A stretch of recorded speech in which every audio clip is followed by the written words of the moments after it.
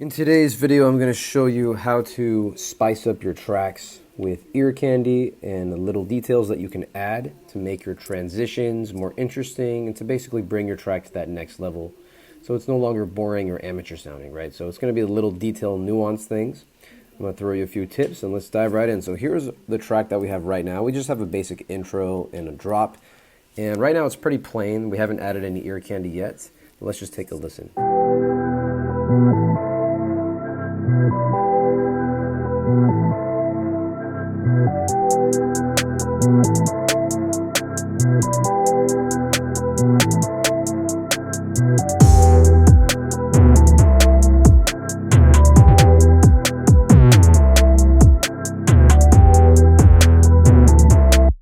So that's basically what we have. It's pretty boring right now. So right off the bat, some things we can do. Starting with the drop, when that beat comes in, what can we immediately do to make that a little bit more interesting, a little bit more impactful? Something that I like to do a lot is I like to cut just a little bit out right before the beat drop. So just create a little bit of silence. So I cut the end of the melody out, and I'll cut out the end of the drums. And let's just see the difference that this makes.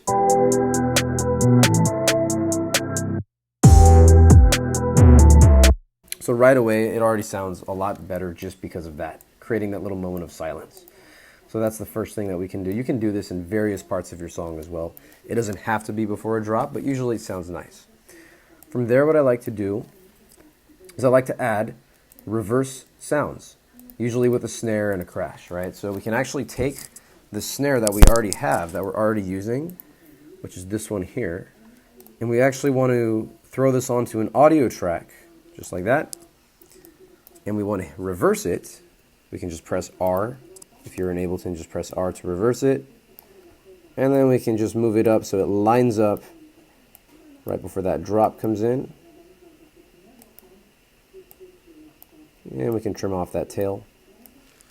So now we have a reverse snare sound, and I also like to add reverb on it as well, usually about 50% wet, just like a medium reverb.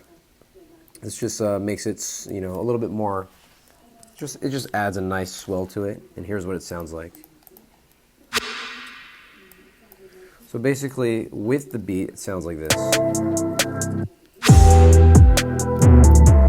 So it almost sounds like a sword being drawn out. It sounds like it's creating suction. It's just like making that drop hit a little bit harder. Kind of pops out more. Gives a little bit of 3D animation to the track, right? So that's a cool thing.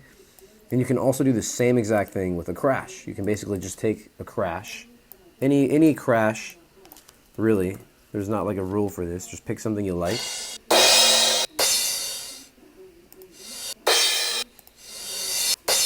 So let's say this crash here. Same thing, we're going to reverse it. We're going to bring it back, line it up.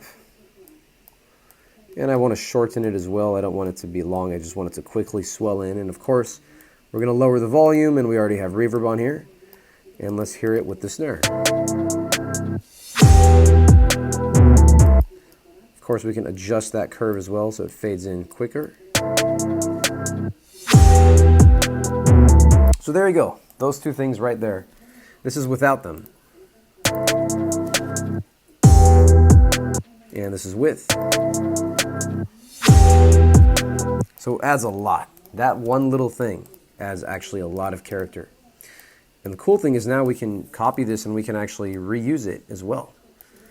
And these usually sound great coming into sections, halfway in between sections, and also coming out of sections. It's a really fantastic thing you can do. You can reuse it throughout the rest of your track, right? So that's a cool little ear candy thing that I commonly do. You can also do it with kick drums as well. In addition to that, we can also simply add impact sounds when the drop comes in, right? And there are tons of impact sounds. Let's say we wanted to add this. I'm going to add it right on the drop. And just going to lower the volume a little bit to -6. And now notice the difference it makes when you add that. So this is without it. And now this is with the impact. So it's a lot more impactful. Definitely a lot more impactful. There's tons of impact sounds you can get online, wherever, and that can really make your drops hit a lot harder. Another thing we can do, let's say we wanted to make the intro a little bit more interesting. We can actually use vinyl crackle, raindrops. We can use ambient background to create more texture and life. So for example, let's say I wanted to take some vinyl crackle like this.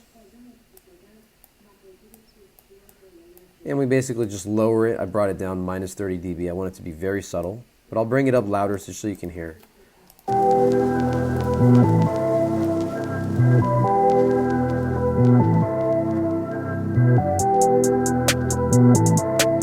So there you go, just very faintly in the background. It's just adding a little bit more character. And this way we can spice up our intros like that, right? So that's a cool way you can do that. And the final way you can add some quick ear candy to spice up your tracks is to add some vocal chops, some ambient vocal chops and effects with Arcade. This is my favorite tool for this. So let's load that up. Now there are also tons of other ways you can add ear candy. It's not limited to what I'm showing you. These are just a few things that you can do right off the bat, but there's so many different ways to do it. You just have to think outside the box a little bit. But these are some of the more immediate ways that, let's just say these are my go-to ways of doing it. If I'm not really sure what to add, this usually gets the job done. It usually always seems to work, right? So in Arcade, we want to go to Hooked.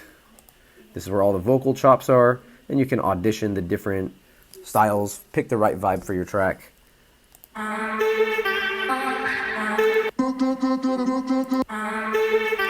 So let's say I wanted to use this, we just load it up. So now it's going to be loaded up on the MIDI. And we want to change the key so it matches the key of the song. In this case, it's going to be E minor, so we change the key up there. And boom, now we can just basically jam over the beat, come up with stuff that sounds cool. So basically I'll fast forward to when I've laid down some stuff. Okay, so we've added some ear candy, just sprinkled it in, a little bit of that vocal chops, and here's what everything sounds like together.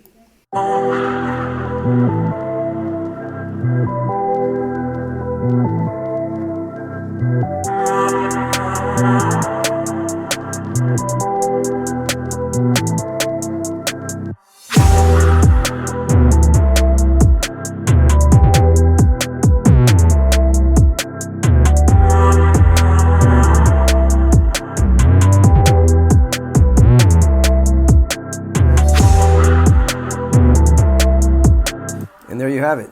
Those are a few ways to quickly spice up your track, some ear candy techniques that I like to do. And yeah, I highly recommend just experimenting, try stuff out. Just make sure you have fun with it, right? Don't overthink it. There are no rules for this. Just think outside the box. You can always add a bunch of stuff. And if it's too much, just take it out later, right? You have nothing to lose. So hopefully this gives you some inspiration. And let me know what you want to see next. You can comment below and I'll make a tutorial on it. If you want more personalized help, feel free to reach out to me directly on social media, or you can click the link in the description and we can talk more about if mentoring would be a good fit for you. So thanks for watching. Until next time.